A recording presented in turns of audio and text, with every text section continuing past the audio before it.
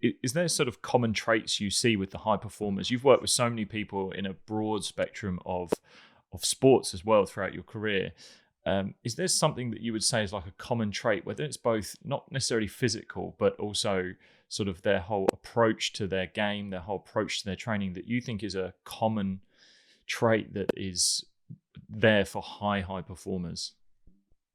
Yeah, and I'm gonna qualify your question when I say sustainably high performers, right? There are a Yeah. lot of Okay. guys who Yeah. are, flashes in the pan who don't necessarily stick around for a long time.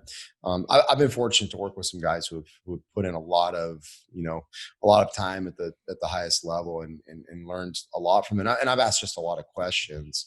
I think two things that jump out at me, and they're less physical in nature because to me, big leaguers come in all shapes and sizes, and there's different ways be successful. I'd say that the things that I notice about them, one, they tune out distractions incredibly well.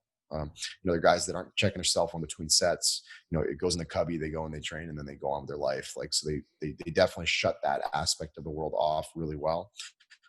So I think that's one that I've noticed for some of our guys who have been sustainable high performers for a long time.